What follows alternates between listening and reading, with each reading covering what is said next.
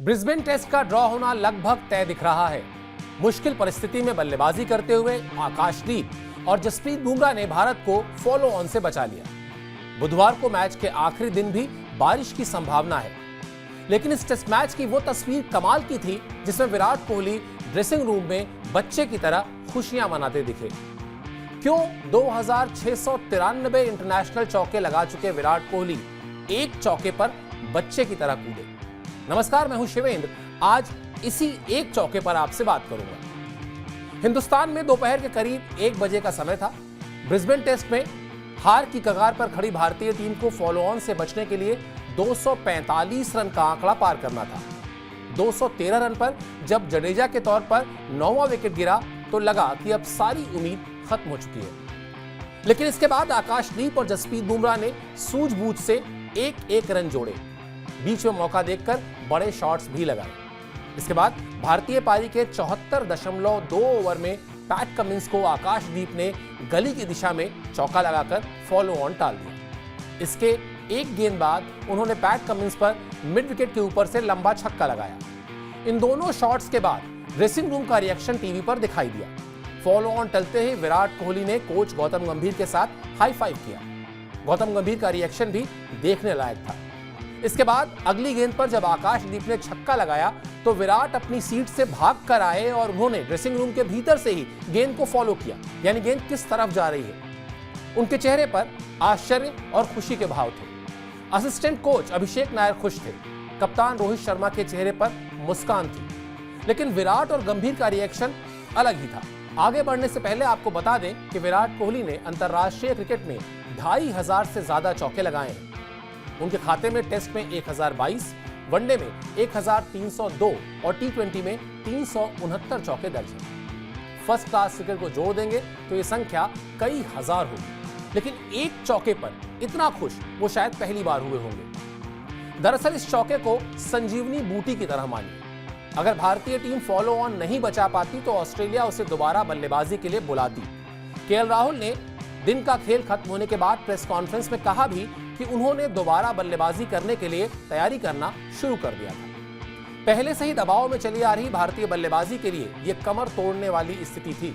इसके बाद भारतीय टीम को आज कुछ ओवर खेलने पड़ते और मैच का आखिरी दिन पूरा बाकी था। एडिलेड टेस्ट में भारतीय टीम पहली पारी में 44.1 और दूसरी पारी में सिर्फ 36.5 ओवर में सिमट गई थी।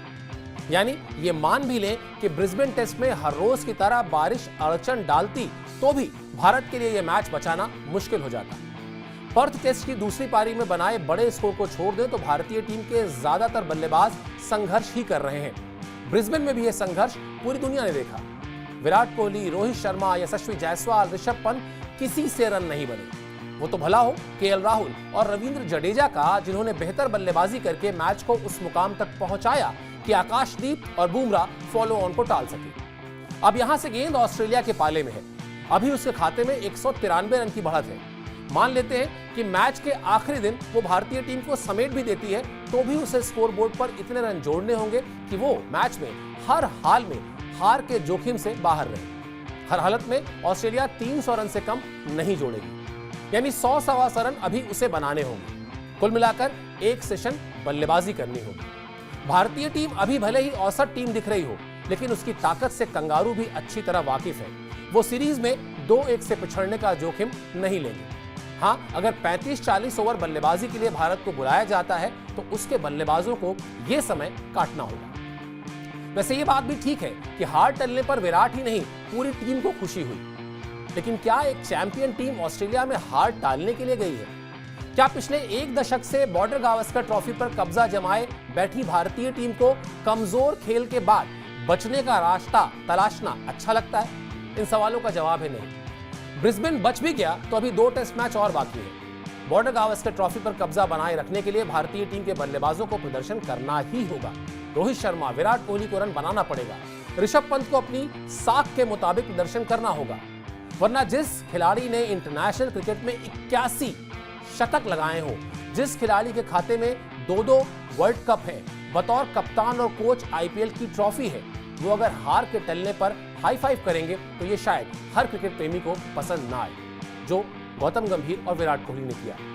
इस हार के टलने के बाद भारतीय टीम को नए अप्रोच के साथ मैदान में उतरना होगा। उस अप्रोच में जीत की कोशिश होगी, हार टालने की खुशी नहीं। वैसे मैच के एक और पहलू पर बात करना जरूरी है। भारतीय टीम के बड़े बड़े बल्लेबाजों ने निश्चित तौर पर जिम्मेदारी भरी बल्लेबाजी नहीं की, लेकिन यह भी नहीं भूलना चाहिए कि इसमें बड़ा रोल बारिश का भी रहा। ब्रिस्बेन टेस्ट के तीसरे दिन बारिश की वजह से 7 बार मैच रोकना पड़ा। 1-2 बार नहीं, 7 बार।